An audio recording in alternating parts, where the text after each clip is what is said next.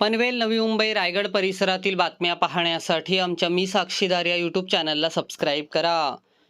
वाहन विम्याचे नूतनीकरण करून देण्याचे आमिष दाखवून नागरिकांची फसवणूक करणाऱ्या मोठ्या रॅकेटचा नवी मुंबई पोलिसांच्या गुन्हे शाखा आणि सायबर सेलने पर्दाफाश केला. महापे येथील बनावट कॉल सेंटरवर छापा टाकून पोलिसांनी प्रसाद तोडणकर, फैयाज नासिर आणि वैभव इंगळे या 3 मुख्य आरोपींना अटक केली. या टोळीने अनेक वाहनधारकांची लाखो रुपयांची फसवणूक केल्याचे तपासात समोर आले आहे.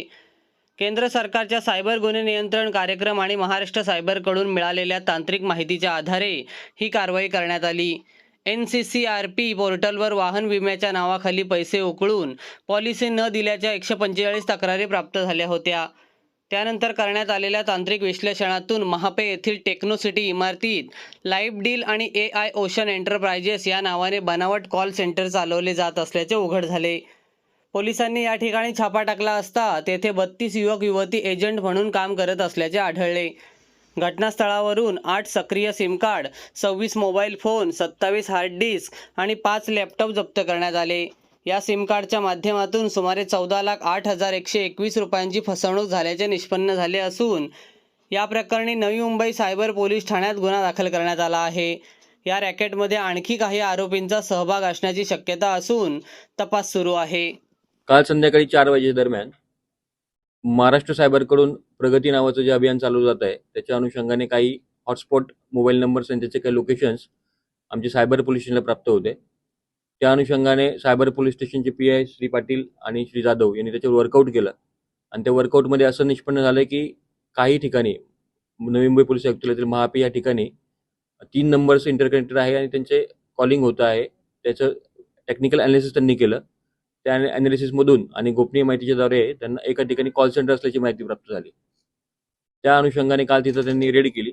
त्या रेडमध्ये असं निष्पन्न झालं की व्हेकल इन्शुरन्सच्या नावाखाली फेक कॉल सेंटर चालवलं जायचं आणि त्या अनुषंगाने लोकांना फसवलं जायचं.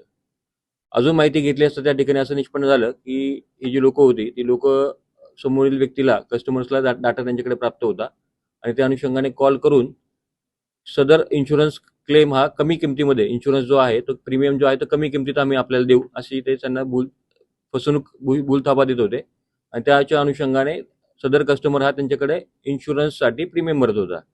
इन्शुरन्सचं प्रीमियम भरल्यानंतर ते मात्र कुठल्याही प्रकारे कंपनीकडून जे मेजर मोटर जनरल इन्शुरन्सच्या ज्या कंपनीज आहेत त्यांना कुठल्याही प्रकारे ते तो प्रीमियम पे करत नव्हते आणि जेव्हा समोरचा कस्टमर्स फोन करायचा तेव्हा हे ब्लॉक लिस्टमध्ये टाकायचे.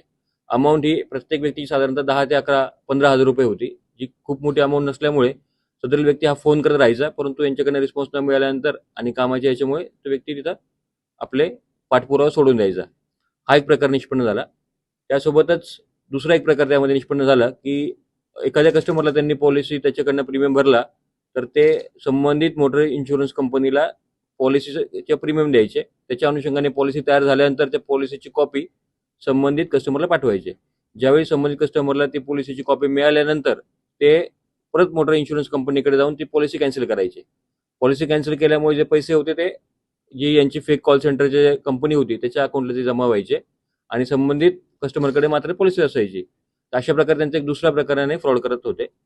या सगळ्या तपासामध्ये आपल्याला असं दिसून आलं की जे मोबाईल नंबर तिथं मिळाले साधारणतः आपल्याला 26 त्या ठिकाणी मोबाईल फोन्स आपण जप्त केले. त्याच्यावर एकूण 145 तक्रारी प्राथमिक जी माहिती काढली आपण त्याच्यात निष्पन्न झालेल्या आहेत. त्या ठिकाणी आपण एकूण 3 आरोपी अटक केले, ज्यामध्ये प्रसाद तोडणकर, फैयाज नासिर आणि वैभव इंगळे हे 3 होते आणि त्या ठिकाणाहून साधारण 26 मोबाईल फोन, 27 कॉम्प्युटर्स, त्याचे हार्ड डिस्क आणि 5 लॅपटॉप असं जप्त करण्यात आलेलं आहे.